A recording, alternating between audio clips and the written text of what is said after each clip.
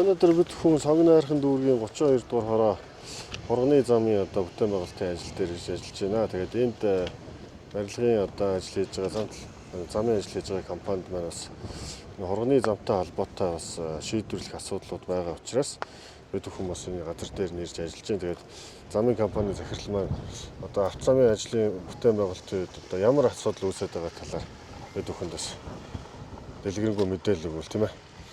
За өнөөдөр одоо яг бид нэр газар дээр зогсож байна. Энэ агарын шугамын 220 кВт-ийн агарын шугамыг энэ шугамыг л өндөрлөх ёстой юм л да. Энэ шугам өндөрлөгдснөөр манай зам одоо холбогдоход нэг 60 м орчим газар байгаа. Энэ 60 м дээгүүр зорчих хэсэг маань нэвтрэх ёстой. Одоо нэвтрүүлэг ихлээр агарын шугамтай ойртчиход байгаа. Тэгээ энэ агарын шугамын таслал залгалт одоо нэн чухал болчиход байгаа маа. Хэрвээ энэ агарын шугам таслалтын асуудал шийдэгдэхгүй бол энэ зам холбогдохгүй иргэд одоо магадгүй энэ зам ингээ холбогдохгүйгээр ийм байдлаар явах гэдэг. Тийм учраас л одоо яаралтай энэ таслалтын асуудлыг л яаралтай шийдвэрлэж өгөөч гэж манай компани зүгээс хүсэж байгаа. Таслалттай холбоотой бэлтгэл ажил бол 100% хангагдсан. Одоо бид нар яаралтай таслалтын асуудал байгаа. Энэ нь бол диспетчерийн үндэсний төв дээрээс таслалтын асуудлыг шийдэх ёстой. Гол Монгол улсад явж байгаа хамгийн том агарын шугам байгаа 220 кВт. энэ чинь алийг хаанхыг тэжээж байгаа шугам? Ер нь бол Эрдэнэтийг тэжээж байгаа. Эрдэнэтийн гол шугам байна тийм ээ. Тийм. Тэгээд ер нь бол энэ тасал залгалтыг бол үндэсний диспетчерийн төвөөс өгөх юм байна лээ. Тэр холбогдох газруудад нь замын хөгжлийн газраас бол хүсэлтүүдэд тавьдсан. Манай компани зүгээс ч гэсэн хүсэлтүүдэд тавьдсан. Энэ тасалтыг нэг өдрийн өмнө болон өгчүүл бид дараагийн ажлын 60 м газрыг бол богино хугацаанд нэхэд бэлэн байна.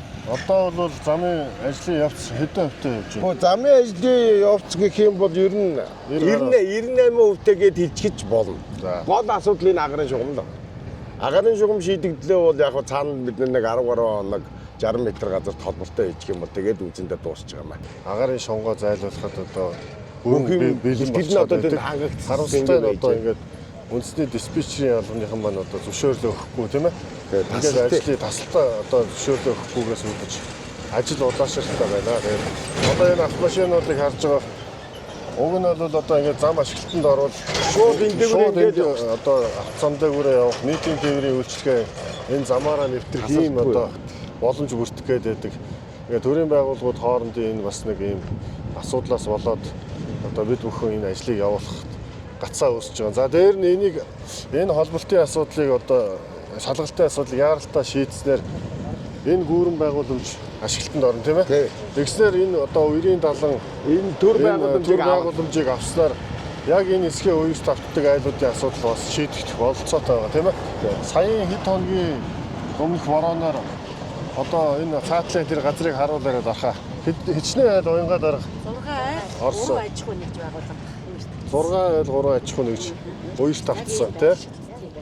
Ийм асуудлууд дараа араасаа одоо үүсэж байгаа учраас бид бүхэн бас өнөөдөр ажиллаж байна. Тэгээ би ямар ч лээсэн дүүргийн зүгээс захиалагчийн зүгээс бид нэр нийслэлийн засаг дарга болон тэр үндэсний одоо диспетчерийн албад яаралтай энэ асуудлыг хандаж одоо шийдвэрлэж өгөөсэй гэж одоо хүсэлтийг явуулъя.